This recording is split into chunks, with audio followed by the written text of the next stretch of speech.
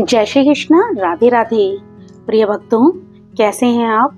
आशा करती हूँ अच्छे होंगे और भगवान से कामना करती हूँ कि आपका प्रत्येक दिन शुभ और मंगलमय हो।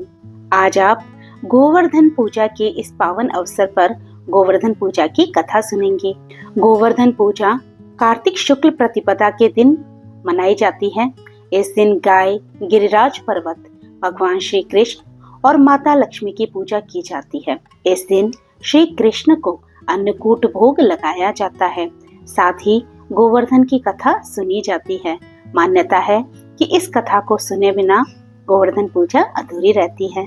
तो चलिए बड़े ही श्रद्धा भाव के साथ रसपान करते हैं आज की कथा का।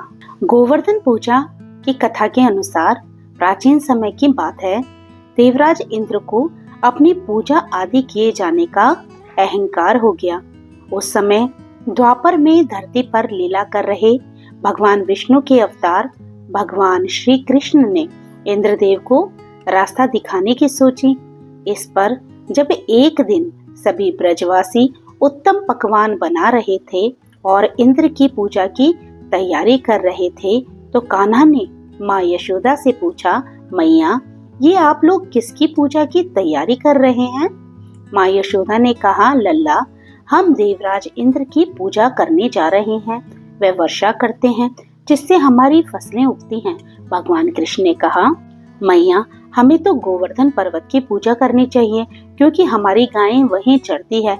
इंद्र का दर्शन भी नहीं होता और वो तो पूजा न करने पर क्रोधित होते हैं। ऐसे अहंकारी की पूजा नहीं करनी चाहिए। कृष्ण की इस सलाह पर सभी ब्रजवासी इंद्र की पूजा की बजाय गोवर्धन पर्वत की पूजा की। इंद्र ने इसे अपना अपमान समझा और कुपित होकर मूसलाधार वर्षा शुरू कर दी। इस बारिश ने सभी ब्रजवासियों को भयभीत कर दिया और उन्होंने भगवान कृष्ण को दोषी ठहराना शुरू कर दिया और बचाने के लिए उन्हें ही कुछ करने के लिए कहने लगे। इस पर भगवान कृष्ण ने सभी ब्रजवासियों को गोवर्धन पर्वत के पास इकट्ठा होने के लिए कहा। अपनी मुरली को कमर में बांधकर अपनी कनिष्ठा उंगली पर गोवर्धन पर्वत को उठा लिया और सभी ब्रजवासियों को अपने गाय और बछड़ों के साथ गोवर्धन पर्वत के नीचे शरण लेने के लिए बुलाया।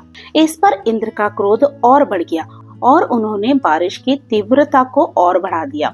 इस स्थिति को नियंत्रित करने के लिए भगवान कृष्ण ने सुदर्शन चक्र को आदेश दिया कि वह पर्वत के ऊपर रहकर वर्षा की गति को नियंत्रित करे।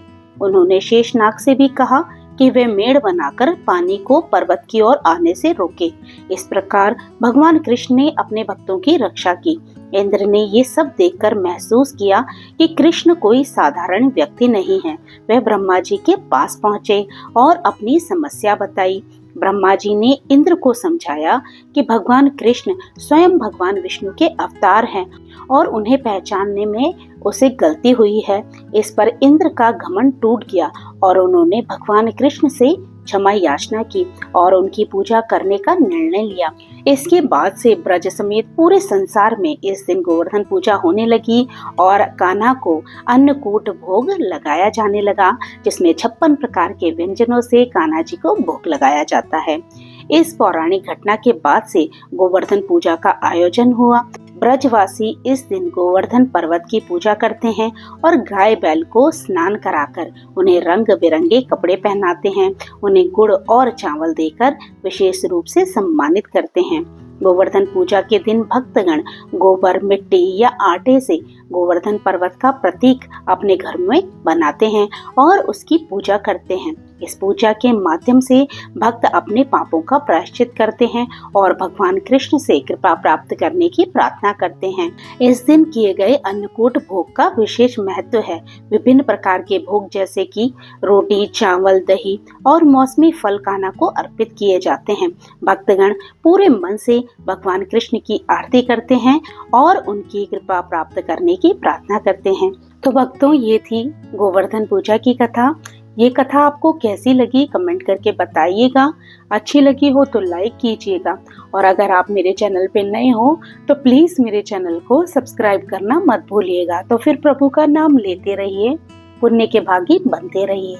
जय श्री कृष्णा। राधे राधे।